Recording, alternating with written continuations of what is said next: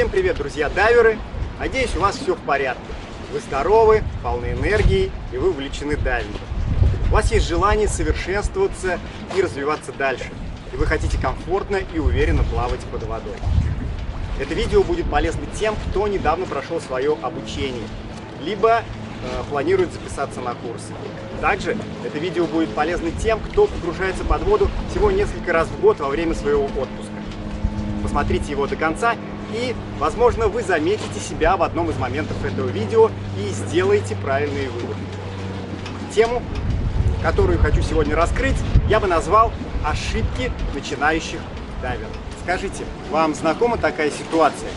Вы погружаетесь под воду, и через какое-то время стекла вашей маски начинают жутко запотевать. И так запотевать, что все вокруг оказывается как в тумане.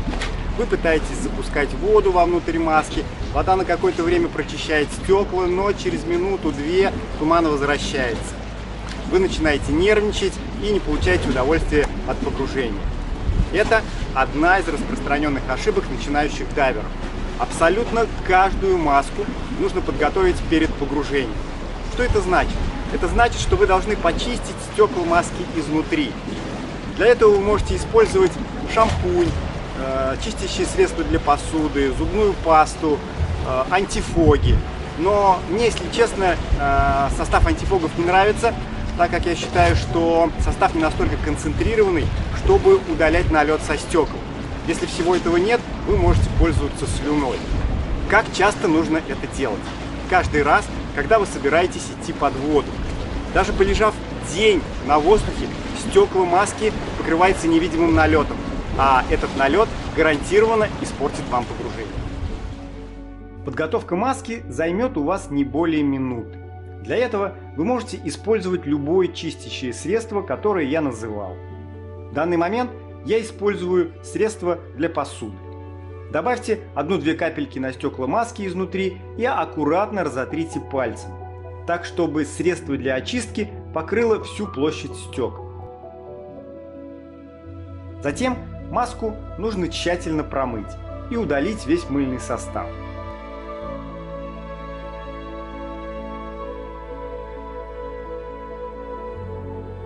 Теперь стекла вашей маски чистые, и вы можете использовать ее для погружения. А вот новые маски нужно готовить более тщательно. Для этого берем обычную зажигалку и обжигаем стекла маски изнутри, удаляя защитный слой на стеклах, который также не даст вам кристально чистого обзора под водой. Некоторые маски нужно обжигать по 2, а то и по 3 раза, а после еще и промыть с каким-нибудь средством для очистки. Вот после всех этих манипуляций спокойно ныряйте под воду и будете видеть подводный мир в чистом Full HD качестве.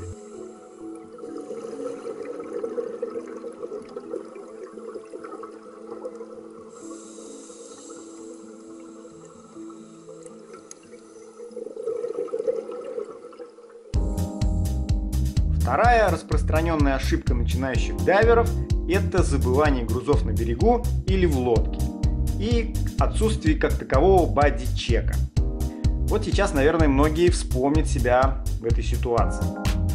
Вы после длительного перерыва наконец-то выбрались в отпуск, добрались до дайв-центра, собрали снарягу, сели в лодку, ну или делаете береговой дайв, неважно, и в предвкушении встречи с черепахами, с любимыми рыбками Немо, в предвкушении интересных дайвов, прыг в воду, и вы барахтаетесь на поверхности, без малейшей возможности уйти под воду.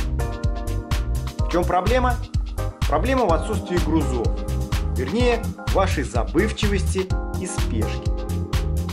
Спешка нужна при ловле блох, а в дайвинге перед погружением нужно несколько раз проверить свое снаряжение. И груза забывают очень часто, особенно после длительных перерывов в дайвинге. Как вы думаете, какая может быть следующая ошибка? Верно. Следующая ошибка новичков – это плавание в вертикальном положении и использование рук при передвижении. Эти ошибки говорят о том, что вы недостаточно хорошо отработали упражнение нейтральная плавучесть и не понимаете, что значит правильное положение тела в воде. Посмотрите на рыбок. Разве они плавают вверх головой? Нет. Обычное положение рыб горизонтальное. Так проще плыть, уменьшая сопротивление воды. Почему некоторые дайверы не следуют их примеру, а упорно не хотят перестраиваться в положении рыбы, я не знаю. Плюс многие имеют плохую привычку плавать с помощью рук. Это фу как некрасиво. И избавиться от этой привычки потом будет очень сложно. Так что с самого начала приучайте себя держать руки в замке или вдоль тела. Руки нам нужны под водой, чтобы держать фонарь, камеру, использовать нож и так далее, но никак не для коррекции тела в воде и никак не для плавания.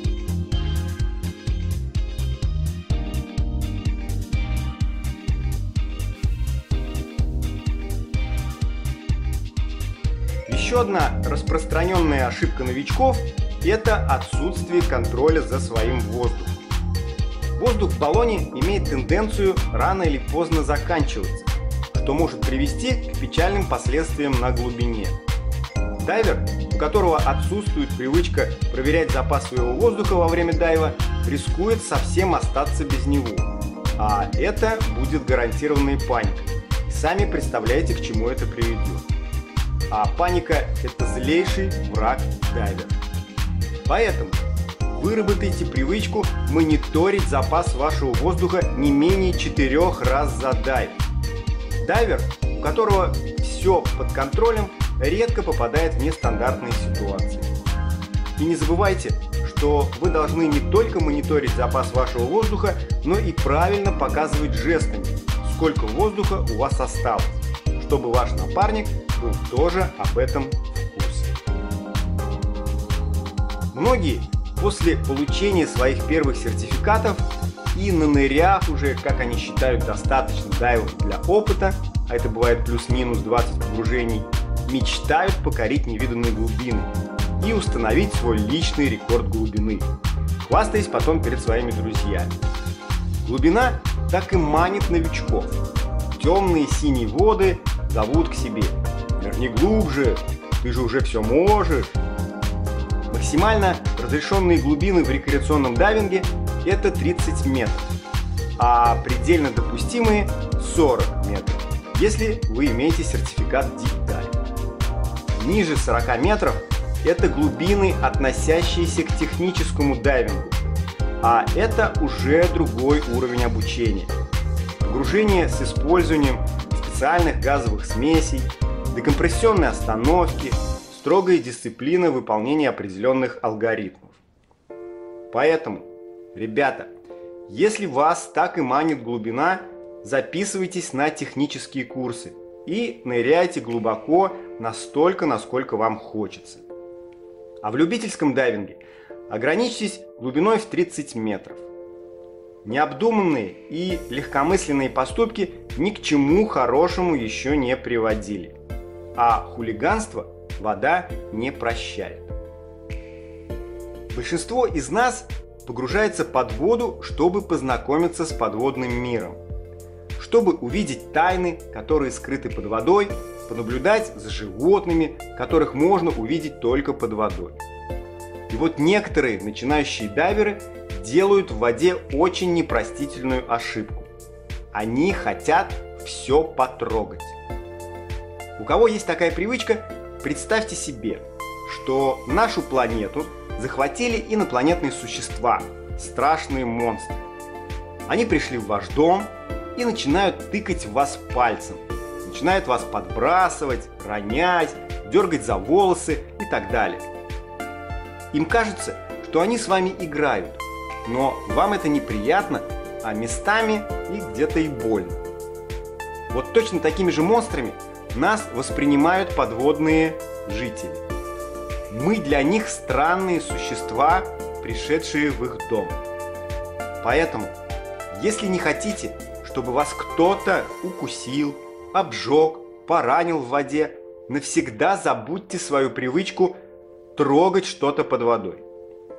Дайверы в подводном мире случайные гости.